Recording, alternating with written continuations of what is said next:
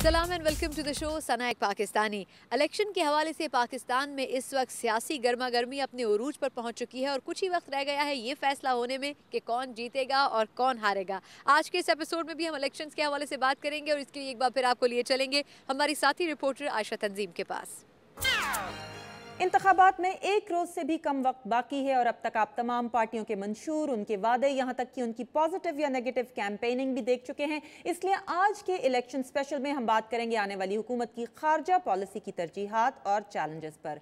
दो बहुत distinguished scholars हमारे साथ मौजूद हैं। मेरे साथ बैठे हैं शुजा नवाज, जो वाशिंगटन के थिंक टैंक अटलांटिक काउंसिल के जनूबी एशिया सेंटर के पहले डायरेक्टर हैं, और उनके साथ बैठी हैं सुंबल खान, जो विल्सन सेंटर के एशिया प्रोग्राम में पाकिस्तान स्कॉलर हैं और इस्लामाबाद के इंस्टीट्यूट फॉर स्ट्रेटेजिक स्टडीज में अफगानिस्तान और वस्ती एशिया की डायरेक्टर रह चुकी हैं। आप दोनों को प्रोग्राम में खुशामदीद। लेकिन हम प्रोग्राम का आगाज करेंगे आपके सवालों और कमेंट्स से, जिसके लिए हम चलते हैं अपने सोशल मीडिया डेस्क पर, जहां सारा जमान हमारा इंतजार कर रही हैं। सारा। Thank you very much Ayesha. Social media पर हमने लोगों से पूछा कि क्या उनके ख्याल में पाकिस्तान के इंतखाबात में कोई बैरूनी हाथ मुदाखलत कर रहा है। ज़्यादातर कमेंटर्स का यही कहना है कि जी हाँ, इंतखाबात के अमल में बैरूनी मुदाखलत शामिल है। फेसबुक पर अल्ताफ़ आफरीदी कहते हैं कि सऊदी अरब और अमेरिका कुछ सियासी जमातों की फंडिंग कर रहे हैं। वो पाक ईरान गैस पाइपलाइन पर काम रुकवाना चाहते हैं। मदीहा राजपूत के ख्याल में पाकिस्तान के अंदरूनी मामलात में बैरूनी मुदाखलत मुल्क की कमज़ोरी की अलामत है, जबकि शकील अब्बासी की राय में करप्शन और बैड गवर्नेंस की वजह से कौम हर मामले को शक की निगाह से देखने लगी है और उन्हें हर जगह बैरूनी हाथ कारगर नजर आता है। इसी इशू पर हमें मिलने वाले कुछ वीडियो कमेंट्स भी आइए देखते हैं। देखें, अभी तक अमेरिकन जो इधर के एम्बेसडर्स और वो बाकी कह रहे हैं हम इसमें बिल्कुल इन्वॉल्व नहीं होंगे। ये तो अब बाद में पता चलेगा क्या होता है। इस टाइम आप देखें जी, अमेरिका, इंडिया जो मेन हमारी जो सियासत में हिस्सा ले रहे हैं और बाकायदा उनके लोग यहाँ पे मौजूद हैं जो अपना काम, अपना किरदार अदा कर रहे हैं। एक इंटरनल हाथ मौजूद है और एक्सटर्नल हाथ भी मौजूद है कि जो ऐसी प्लानिंग के ज़रिए वो शो नहीं होता, लेकिन वो चंद कैंडिडेट्स के पीछे आके खड़े हो जाते हैं और अमेरिकन फील भी उनकी मदद करते हैं और चंद जो हमारी पार्टीज़ हैं उनको एक तरफ रख दिया जाता है और चंद पार्टीज़ को आप ऊपर लेकर आ जाते हैं। उसको मीडिया भी प्रोजेक्ट करता है, उसको एम्बेसीज भी प्रोजेक्ट करती हैं। इस मौजू पर मजीद कमेंट्स पढ़ने और अपनी राय देने के लिए आइए facebook.com/VOA उर्दू पर। Back to you Ayesha. Thank you Sara. आप दोनों ने सुना पाकिस्तानी अवाम का एक बड़ा मसला बैरूनी हाथ मुलव्वस हैं। शुजा साहब, आपसे शुरू करती हूँ। बैरूनी हाथ मुलव्वस हैं क्या इन इलेक्शंस में? मेरा नहीं ख्याल। मैं समझता हूँ कि ये असली पाकिस्तानी इलेक्शन है और बहुत अरसे के बाद ऐसा मौका मिला है 1970 के बाद कि इस किस्म की इलेक्शन हो रही है और शायद 1970 की तरह इसमें भी कुछ सरप्राइजेज़ आए। अच्छा संबल, एक तो ये कि आप अग्री करती हैं या नहीं शुजा नवाज साहब से, और दूसरा अगर नहीं मुलव्वस तो इस दफ़ा क्या डिफरेंट है माजी के मुकाबले में? मेरे ख्याल में मैं बिल्कुल शुजा साहब से बिल्कुल एग्री कर रही हूँ कि इस दफ़ा तो ऐसी कुछ चीज़ हमें नज़र नहीं आ रही। और दूसरा, आई थिंक ये जो इम्प्रेशन है बहुत सारे लोगों में, जिसका भी इजहार लोगों ने किया आपके इसमें वीडियो क्लिप में, वो यही है क्योंकि हमारा एक सिस्टम जो रहा है पाकिस्तान का, उसमें स्टेबिलिटी नहीं रही है। इतना चेंज और अनस्टेबल रहा है हमारा सिस्टम, लोगों को उस पर एतमाद नहीं है, तो इसकी वजह से ये शक व शुबात बहुत सारे लोगों के दिल में रहे हैं जो अभी भी हैं। मेरा ख्याल में इस किस्म की कोई बात नहीं। और आई थिंक ये जिस तरह की हमारी पॉलिटिकल पार्टीज़ में इस वक्त टेंस किस्म का कंपटीशन चल रहा है, इसमें तो ऐसी कोई गुंजाइश नज़र नहीं आ रही कि इसमें बाहर से कोई भी एलिमेंट में इसमें मुलविस हो। मुझे तो इसमें बिल्कुल भी इस किस्म का कुछ, लेकिन थोड़ी हिस्ट्री है। मतलब अंटिल 2007 हमने देखा बेनज़ीर भुट्टो के वापस जाने में अमेरिका का बहुत किरदार था। तो मैंने यहाँ के कुछ लोगों से भी बात की है शुजा साहब, सिंबल आपको भी सुनवाना चाहूँगी। काउंसिल ऑन फॉरेन रिलेशंस के डैनियल मार्की से मैंने पूछा कि इन इलेक्शंस में अमेरिका क्यों उस तरह से दखल अंदाजी नहीं कर रहा जैसी माजी में रिवायत रही है। तो आइए सुनते हैं डैनियल मार्की ने क्या कहा। If you compare the various Pakistani political parties that might win the elections, none of them is likely to do America's bidding especially well. The current or the previous government was seen as a pro-American government, and yet there were huge frustrations between Washington and Islamabad over the past 5 years. तो मतलब ये कि उन्होंने मुख्तसरन ये कहा है कि एक वजह तो ये है कि इस इलेक्शन में अमेरिका के लिए कोई अच्छी ऑप्शन भी नहीं है, क्योंकि जो अपोजिशन पार्टीज़ हैं, जो एंटी अमेरिका हैं, वो मोस्ट प्रॉबली अमेरिका की बिडिंग उतना ज़्यादा नहीं करेंगी, और जो प्रो अमेरिका समझी जाती है पीपल्स पार्टी, उसके दौर में भी मेरा ख्याल में बात वही है जिस पे मैंने जिसका पहले जिक्र किया है। उस वक्त जो हम 2007 की जब हम बात करते हैं तो उस वक्त बिल्कुल यही बात थी, क्योंकि अगेन हमारा सिस्टम बदलने जा रहा था। उससे पहले एक मिलिट्री गवर्नमेंट थी, मुशर्रफ साहब की जो गवर्नमेंट थी, एक मिलिट्री लेड गवर्नमेंट थी। उन्होंने बीच में इलेक्शंस कराए, एक पार्लियामेंट इलेक्ट होके आई, लेकिन वो जो आए थे वो कू के ज़रिए से आए थे। फिर अब ये जो 2007 के इलेक्शन थे वो एक फिर ट्रांजिशन हुआ। उसमें कुछ लोग हमारे एग्जाइल में थे, लीडरशिप, पीपल्स पार्टी की लीडरशिप एग्जाइल में थी। वो नवाज शरीफ जो थे वो सऊदी अरेबिया में बैठे थे, उनकी रिटर्न के मसले थे। तो उसमें वो फॉरेन इंटरवेंशन, वो ट्रांजिशन होने के वक्त तो उसमें एक हाथ और एक काम और एक रोल नज़र आया। उसके बाद जो 5 साल से एक हमारा एक अपना पॉलिटिकल प्रोसेस चला, जिसकी बहुत सारी खामियां हम सारे जानते हैं पाकिस्तानी, उसमें गवर्नेंस ठीक नहीं हो सकी। लेकिन एक चीज़ ज़रूर हुई है कि ये थोड़ी सी तो कुछ स्टेबिलिटी हमें एक पॉलिटिकल प्रोसेस में नज़र आ रही है, और उसमें इस तरह के जो बैरूनी हाथ हैं उनकी गुंजाइश, प्ले की गुंजाइश नहीं है ये, क्योंकि अब तो एक मैदान में पॉलिटिकल पार्टीज फोर्सेस खुद आई हुई हैं और आपस में उनका मुकाबला हो रहा है। अच्छा शुजा साहब, इन्होंने जो एग्जाइल की बात की और नवाज शरीफ सऊदी अरब से वापस आए, तो अमेरिका के अलावा भी कुछ अरब कंट्रीज़ और कुछ दूसरे ममालिक को भी बैरूनी हाथ कहा जाता है, और ये भी कहा जाता है कि डील्स करवाई जाती हैं और सियासी पनाहें दी जाती हैं। ये भी कहा गया था जब जनरल मुशर्रफ वापस गए थे कि नवाज शरीफ उतने ज़ोर शोर से नहीं भड़के उन पे जितना उनको भड़कना चाहिए था, शायद कोई सऊदी हाथ है। आपको नज़र आ रहा है, और यू थिंक कि ये कम हो रहा है पाकिस्तानी सियासत में because of what symbol saying? बिल्कुल कम हो रहा है, और ज़रूरी होना भी चाहिए, इसलिए कि पिछले 5 साल से तमाम सियासी जमातें जो हैं वो कायम रही हैं पाकिस्तान में, उनकी क़यादत भी पाकिस्तान में कायम रही है, और उसका काफ़ी असर होता है सियासत पे। अब असली टेस्ट ये इलेक्शन नहीं बल्कि इसके बाद की इलेक्शन होगी, और ये कि आया तमाम सियासी जमातें फिर 5 साल की मोहलत देंगी अगली हुकूमत को, या अवाम कहेगी कि 2-3 साल के बाद अगर इन्होंने डिलीवर ना किया तो इनको आप फारिग करें और नई इलेक्शन कराएं। शायद यही तरीका हो, लेकिन इमरान खान की जो तहरीक इंसाफ है वो उसने एक बहुत बड़ा किरदार अदा किया 2 चीज़ों पे। एक तो यह कि यूथ वोट, पाकिस्तान के जो नौजवान हैं उनको उजागर किया, और वो अब तकरीबन 40% जो इलेक्ट्रेट है वो यूथ वोट है, वो लोग हैं जिन्होंने पहले कभी वोट नहीं दिया। दूसरा, उन्होंने पार्टी के अंदर इलेक्शन कराए, हालांकि उसका टाइमिंग बहुत गलत शायद साबित हुआ उनके लिए, लेकिन ये दूसरी पार्टीज़ के लिए एक बहुत बड़ा एक मार्कर लगा दिया उन्होंने कि आपको भी अब लोगों को दिखाना पड़ेगा कि आप भी असली जमहूरियत में। सिंबल, कब तक दूसरी पार्टीज जो हैं उनको ये, जैसे इन्होंने कहा कि मार्कर लगवा दिया, और चूंकि इमरान खान ने करवाया है तो अब उनको भी करवाना पड़ेगा? यू थिंक अगले इलेक्शन से पहले? देखिए, सिस्टम जब चलेंगे तो ये सब चीज़ें होती हैं। हमारा जो इंटरप्टेड सिस्टम रहा है, जिसका मैंने शुरू में भी जिक्र किया, उससे यही होता है कि सिर्फ ये नहीं हो जाता कि हमारा जो एक सिविलियन सिस्टम है वो वीक होता है, जो इंटरनल पॉलिटिकल पार्टीज़ का जो सिस्टम होता है, इंटरनल उनकी लीडरशिप किस तरह इलेक्ट होती है, किस तरह उनके लोकल कम्युनिटी लेवल से लीडरशिप किस तरह फीड होती है, उनके मैनिफेस्टोज कैसे बनते हैं। अभी तक तो आप सारे मैनिफेस्टो उठा के देखें, वो एक मजाक ही हैं, वो रिएक्शनरी किस्म के मैनिफेस्टोज हैं, हम ये कर देंगे, हम वो कर देंगे, सारे एक ही बंदे ने लगता है लिखे में। तो ये मेच्योरिटीज, जब तक सिस्टम नहीं चलेगा ये मेच्योरिटी नहीं आ सकती। हम टोटली पॉलिटिकल पार्टीज को भी ब्लेम नहीं कर सकते। तो ये चीज़ इसी तरह, जैसे शुजा साहब ने कहा है, बिल्कुल सही कहा है कि इमरान खान का जो जिस तरह उसने मोबिलाइज किया यूथ को, एक नया वोट मोबिलाइज करने की कोशिश करें। कहते हैं 40 मिलियन इस दफ़ा नए वोटर्स रजिस्टर हुए हैं, और वो बहुत सारे यंग वोटर हैं जो रजिस्टर हुए हैं, बड़ा अननोन एलिमेंट है।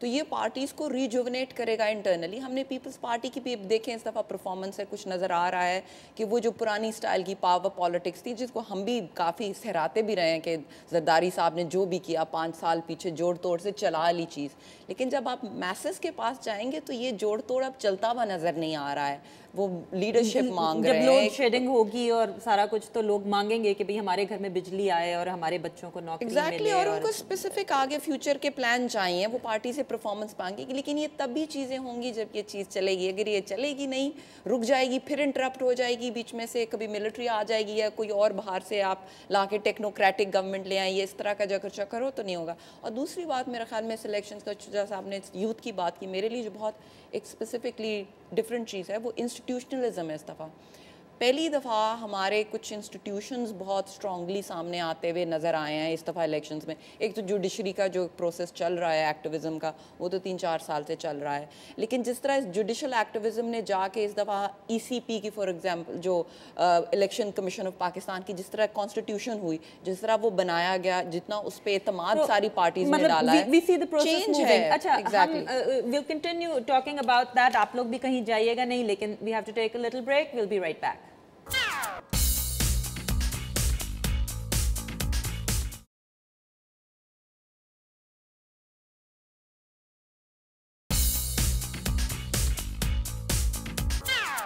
Welcome back. पाकिस्तानी इलेक्शंस पर बात हो रही है और मुल्क के अंदर क्या हो रहा है ये तो लोग देख ही रहे हैं। मुल्क के बाहर जो लोग हैं इस वक्त, वो नॉट जस्ट पाकिस्तानी, इस वक्त आलमी पूरी दुनिया में यूरोपीय यूनियन, अमेरिका, चाइना, ऑस्ट्रेलिया सारे गौर से देख रहे हैं। शुजा साहब, क्या आउटकम है जो इस वक्त आइडियल होगी पाकिस्तान के लिए ऑन एन इंटरनेशनल स्टेज?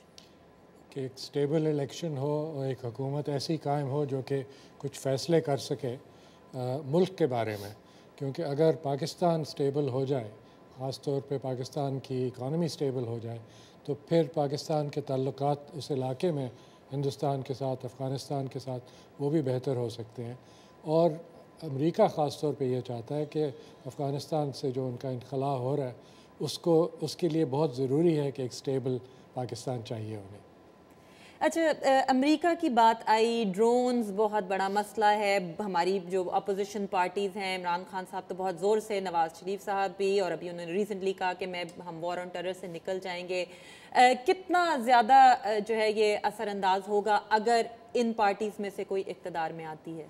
मेरे ख्याल में जी एज फार एज पूरी वॉर एंड टेरर बहुत बड़ी कॉम्प्लेक्स रिलेशनशिप है, उसमें G-LOCs आ जाते हैं जिसमें बहुत सारी हमने और भी 10 साल से जो जिस तरह कोऑपरेट किया है, मेरे ख्याल में उसको ओवरटर्न करना तो किसी पार्टी के ना अपने हक में ना वो करेंगे।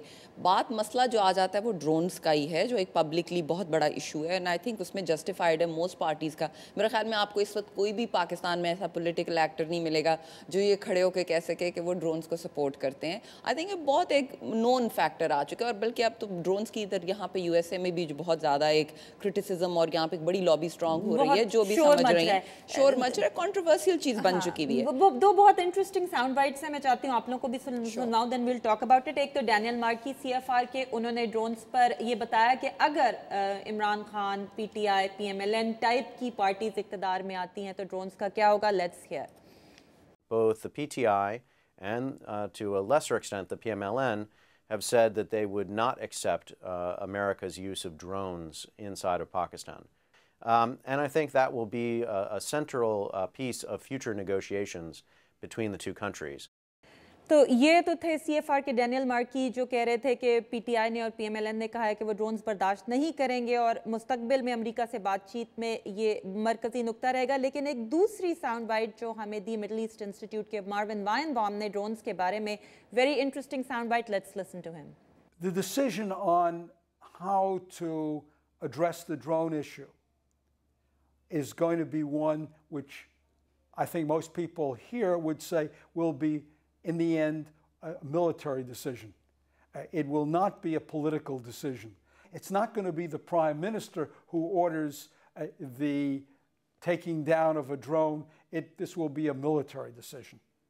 So मार्विन वाइनबाum कह रहे थे कि ये फौज का फैसला होगा, प्राइम मिनिस्टर नहीं कहेगा कि ड्रोन गिरा दो। ये अगर आएगा फैसला तो चीफ ऑफ आर्मी स्टाफ का होगा। दो बड़ी इंटरेस्टिंग, वॉशिंगटन से ही, यहीं के थिंक टैंक से दो बड़े interesting kind of counter. Shuja साहब, इसको आप कैसे, how do you square that? I don't square it. I don't agree with Marvin. Oh, you don't agree with Marvin? I think he's totally wrong. ये civilian हुकूमत होगी और फैसला मिल के करना पड़ेगा फ़ौज को सिविलियन हुकूमत के साथ।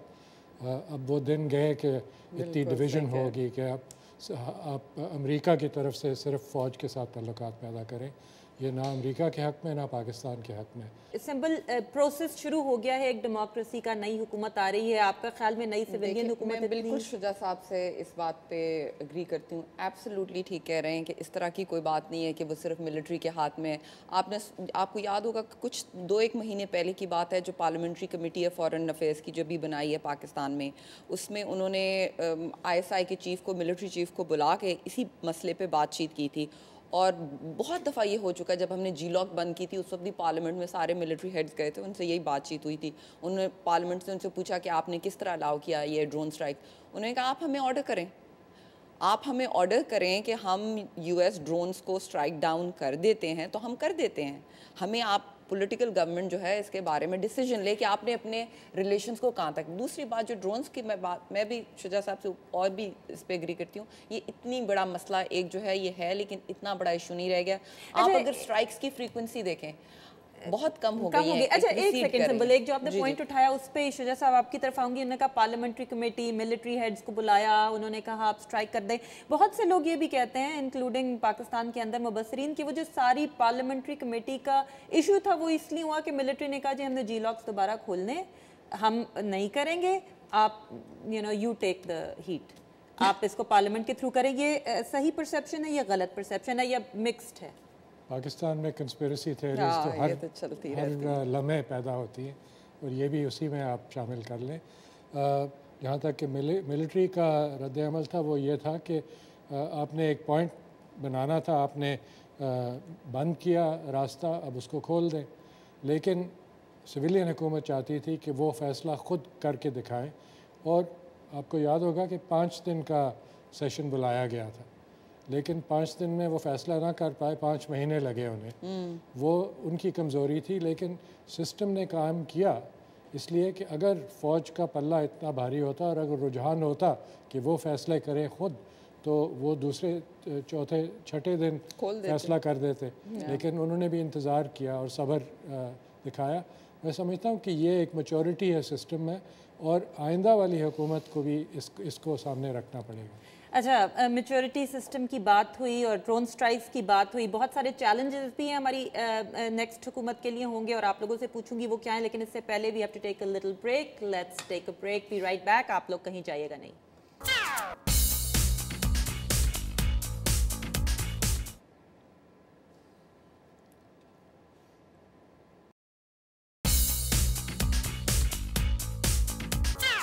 Welcome back. हम बात कर रहे थे पाकिस्तान में ड्रोन्स की, सिविलियन हुकूमत कितनी पावरफुल है और ये क्या कहते हैं फ़ौज कितनी पावरफुल है। पाक अमरीका ताल्लुकात में ख़ास तौर पर इसका ज़्यादा जिक्र आता है। अमरीका से पाकिस्तान के ताल्लुकात होने कैसे चाहिए, इस पे आपसे सवाल पूछने से पहले हमारे जो सोशल मीडिया पे बहुत सारे एक्टिव व्यूअर्स हैं वो कुछ कहना चाहते हैं, तो उसके लिए हम चलते हैं सारा जमान के पास। ओवर टू यू सारा।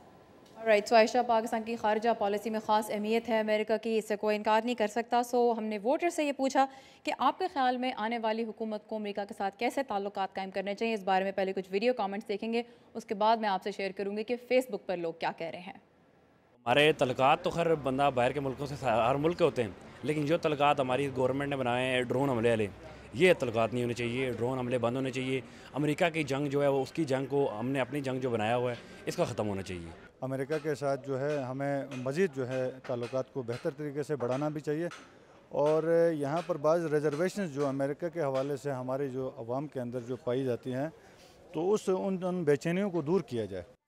सोशल मीडिया पर भी पाक अमेरिका ताल्लुकात के बारे में कुछ मिले जुले व्यूज़ नज़र आ रहे हैं। बाज़ लोगों का कहना है कि बिल्कुल ताल्लुकात ख़त्म कर देने चाहिए, रूस और चीन के साथ बल्कि बेहतर बनाने चाहिए, लेकिन ऐसे लोग भी हैं जो कह रहे हैं कि ताल्लुकात बेहतर होने चाहिए।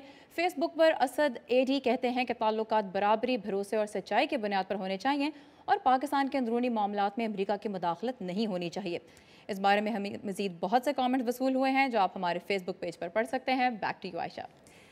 Thank you Sara. हमने सुना लोग यही चाहते हैं कि जी बराबरी के ताल्लुकात हों। बराबरी के ताल्लुकात पाकिस्तान और अमेरिका जैसे मुल्कों में होते हैं क्या? सिंबल, हमें बाकी दुनिया में क्या इसकी मिसाल मिलती है? देखिए जी, हमारे अमेरिका एक ग्लोबल पावर का, एक ग्लोबल ताकत का मुल्क है। उनका जो एक प्ले है वो एक आलमी लेवल पे उनका प्ले है। पाकिस्तान एक इम्पॉर्टेंट रीजनल कंट्री है और उसमें एसिमेट्री जिसे कहते हैं, जो ताल्लुकात हैं वो बिल्कुल इक्वल तरीके से नहीं है, लेकिन फिर भी छोटी जो ताकतें होती हैं उनकी बड़े मुल्कों के साथ ताल्लुकात ज़रूर होते हैं, वो इंटरेस्ट के बेसिस पे होते हैं। अमेरिका के साथ हमारे ताल्लुकात इस दफ़ा एक, हम जब ताल्लुक़ कहते हैं वो एक ताल्लुक़ नहीं है, खाली सिक्योरिटी ताल्लुक़ को याद किया जाता है, उसी के बारे में बात की जाती है, लेकिन हमारे इकनॉमिक ताल्लुकात हैं अमेरिका के साथ। अमेरिका हमारा, मेरे ख्याल में हमारी पाकिस्तान की जो बरामदात है उसकी सेकेंड या थर्ड सबसे बड़ी मार्केट है हमारे लिए। हमारी इकॉनमी जो है, जो हम एक्सपोर्ट्स ज़र मुबादला कमाते हैं, उसमें अमेरिका का बहुत बड़ा हाथ है, जो हमें हर हाल में पाकिस्तान की इंटरेस्ट है कि हम उसको एक्सपैंड करें। और हम उनसे कहते भी रहते हैं कि मोस्ट फेवर्ड नेशन हमें दे दें टेक्सटाइल में। बिल्कुल, पाकिस्तानी कम्युनिटी यहाँ की बहुत एक वाइब्रेंट कम्युनिटी है। उस लेवल से पाकिस्तान का अमेरिका के साथ बहुत बड़ा एक ताल्लुक है, इकोनॉमिक लेवल। दूसरा, इकोनॉमिक असिस्टेंस भी अमेरिका की पूरे हमारे पिछले 60 साल में भी कभी ज़्यादा कभी कम तौर पे जारी रहती है। दूसरा, अमेरिका के साथ जो एक ताल्लुकात इंटरनेशनल लेवल पे वो बहुत इंपॉर्टेंट है, क्योंकि बहुत बड़ी ताकत है वो। IMF, वर्ल्ड बैंक, उनके साथ कर्जे मिलने भी आसान हो जाते हैं। शुजा साहब, इतने सारे ताल्लुकात संभल ने गिनवा दिए, फिर ये एंटी अमेरिकन रेटरिक इतनी पाकिस्तान की इलेक्शन की कैंपेन में क्यों हमें नज़र आती है? ये बड़ा सस्ता कैंपेन होता है, इसलिए कि इसको कुछ किसी को नुकसान नहीं पहुंचता, शायद कुछ फ़ायदा पहुंच ही जाए। ख़ास तौर पे वो फ्रिंज एलिमेंट्स जो हैं, रेडिकल एलिमेंट्स, अगर उनकी सपोर्ट चाहिए। असली ताकत पाकिस्तान की जो है वो अंदरूनी ताकत होगी। और मैं समझता हूँ कि सबसे बड़ा चैलेंज जो अब नई हुकूमत को आएगा वो बड़ा इमीडिएट चैलेंज होगा, और वो होगा इक़्तिसादी चैलेंज। जब तक कि इकानमी नहीं दुरुस्त कर सकेंगे तो ये सब ताल्लुकात जो हैं इनका कुछ फ़ायदा नहीं, क्योंकि अमेरिका ने अगर एड दी भी और पाकिस्तान में वो इंस्टीट्यूशनल स्ट्रक्चर ना हुआ, टैक्स सिस्टम ना हुआ, सोशल सर्विसेज ना हुई, तालीम ना हुई, तो उसका क्या फ़ायदा? एड डिसबर्समेंट करने के लिए ऐड करूँगी, आपने कहा कि ये इलेक्शन में इतना बड़ा अमरीकी एंटी, मेरे ख्याल में जिस तरह जितनी मैंने कैंपेन फॉलो किया, अमेरिका इतना बड़ा मसला इस दफ़ा इलेक्शन में तो नज़र आया ही नहीं हमें। सारी फॉरेन पॉलिसी को इतना बड़ा इशू नहीं रही इलेक्शन में। लोगों की सारी जितनी तवज्जो रही है वो इक़्तिसादी हालात पे, बिजली की कमी, पानी की कमी, अपनी जो इंटरनल मिलिटेंसी है उसके चैलेंजेस। तो मेरे ख्याल में पाकिस्तानी भी, जिस तरह अमरीकी अवाम ने इस दफ़ा इलेक्शन में देखा, वो ज़्यादा फोकस उनका अपनी डोमेस्टिक पॉलिसीज़ पे था। पाकिस्तानियों को भी ज़्यादा फोकस तो अपनी डोमेस्टिक पॉलिसीज़ पे इस दफ़ा इलेक्शन में। ओके, सो आपने कहा कि अमेरिका इतना बड़ा मसला नहीं रहा, लेकिन जब भी उनका जिक्र आया थोड़ा नेगेटिव उसमें आया। लेकिन आपने पिछली दफ़ा शुजा साहब मार्विन वाइनबाउम से डिसएग्री किया था। उनकी एक और साउंड बाइट सुनाऊंगी कि ये जो जिन पार्टीज ने भी एंटी अमेरिकन बातचीत की है उनसे रिलेशनशिप कैसी होगी, तो let's listen to him. Any party that comes to power, any combination that comes to power, has got to look practically at what the country's options are, particularly in the economic sphere. So I think it's fair to say that despite all of the rhetoric that we hear from those two parties, that representatives of those two parties have been in conversations with American representatives with the understanding that we can work together when that time comes. So, आपने सुना Marvin वाइनबाउम कह रहे थे कि पाकिस्तान की माशी सूरत हाल को देखते हुए जो भी पावर में आएगा उससे अमेरिका से डील करना पड़ेगा, इंक्लूडिंग वो जो दो पार्टीज़ हैं। लेकिन क्या आप उनसे एग्री करते हैं कि उन्होंने दो पार्टीज़ की तरफ इशारा किया, उनका मतलब था PTI और PMLN, कि उनके जो नुमाइंदे हैं वो बातचीत कर रहे हैं behind the scenes, track two diplomacy चल रही है? मुझे ये नहीं पता कि ट्रैक टू डिप्लोमेसी चल रही है, लेकिन दोनों पार्टीज़ में ऐसे लोग मौजूद हैं जिनके अमेरिका के साथ बड़े अच्छे ताल्लुकात हैं और पहले भी रहे। और ज़रूरी अगर हुकूमत में इन दो पार्टियां आ जाती हैं ये, तो इनके ताल्लुकात अमेरिका के साथ ठीक ठाक रहेंगे। बल्कि इससे ज़्यादा बेहतर मैं समझता हूँ कि ताल्लुकात उस इलाके में हिंदुस्तान के साथ और शायद उसकी वजह से अफ़गानिस्तान के साथ भी बेहतर ताल्लुकात हो सकें। Thank you very much Shuja साहब, I wish we could talk more, लेकिन हमारे प्रोग्राम का वक्त ख़त्म हो गया है। हमारे मज़ीद प्रोग्राम देखने और इलेक्शन की लम्हा बलम्हा खबरें पढ़ने के लिए हमारी वेबसाइट urduvoa.com को ज़रूर याद रखिएगा। इसके अलावा अगर फेसबुक पर आप आयशा तंजीम के पेज को लाइक करें और ट्विटर पर @a-tanzeem को फॉलो करें तो आपको लेटेस्ट अपडेट्स भी मिलती रहेंगी। इसके साथ ही मैं इजाज़त चाहती हूँ। खुदा हाफ़िज़।